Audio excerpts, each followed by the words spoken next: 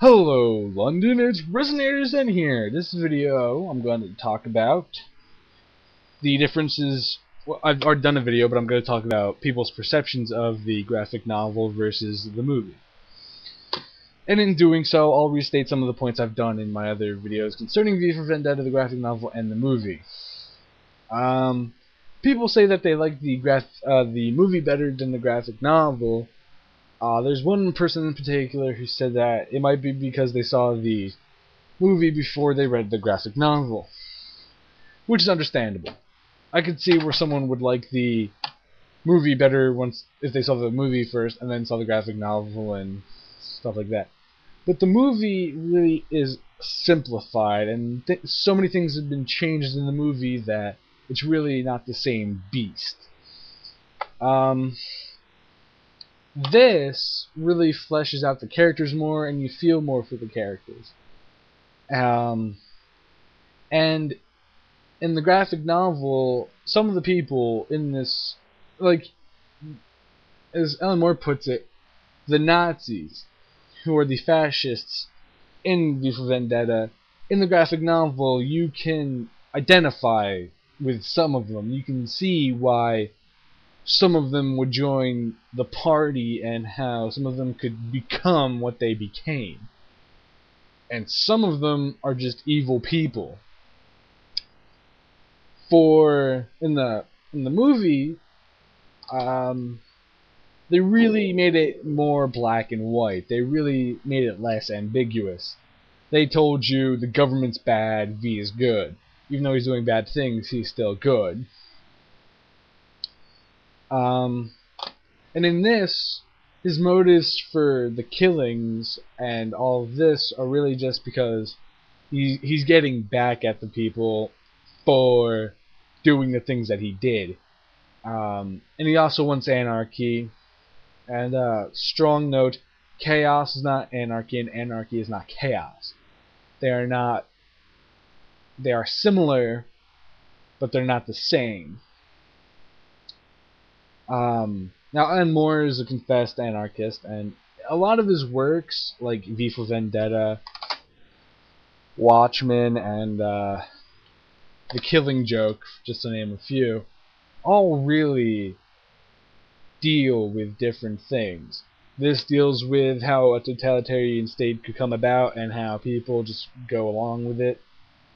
This really deals with putting people who are superheroes into a real life situation and seeing how people will interact with them and how they interact with themselves, and seeing how someone who has some problems with Batman, someone who has that kind of trauma, and putting him in a real life situation where he's a superhero, you can see where they're coming from that. And in The Killing Joke, this is what I took in from it, is that someone like the Joker is going to reach into very dark territory. And if you've never read The Killing Joke, read The Killing Joke. It is a fantastic storyline. All of these, Watchmen is very good, and V for Vendetta are very good. Now, I can understand how people could like the movie more than the graphic novel, because the graphic novel isn't really geared towards mass production, and it's not really there to entertain. It's really there just to give you ideas and say, here's ideas. Here is someone who's good but is doing horrible things, or someone horrible who's doing good things. They don't make that distinction, really. Alan Moore doesn't make the distinction in the book. In the movies, though, they do sort of make a distinction that says the government's bad, V is good. They make that sort of distinction. And they change the storyline so differently that it's really not V for Vendetta anymore.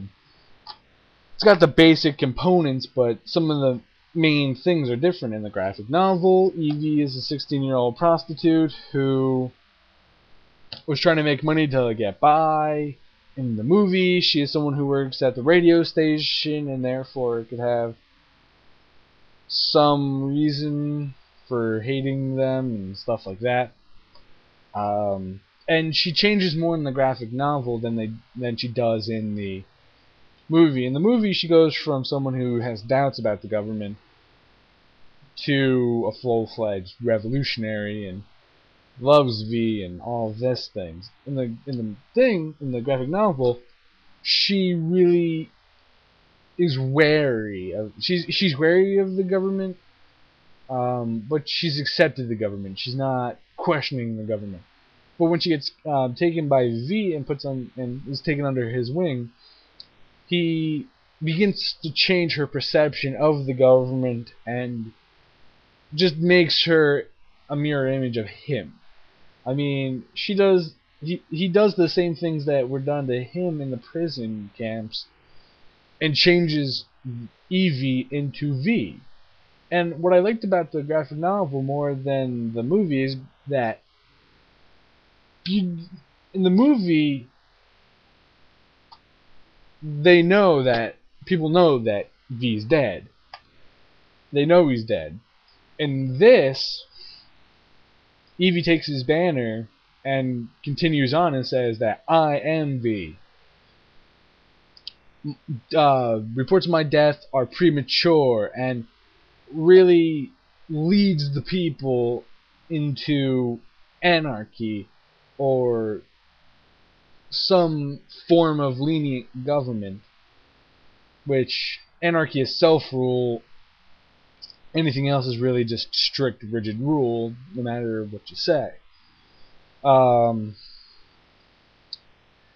think that's why I like Alan Moore's stuff, because nothing's ever really set in stone.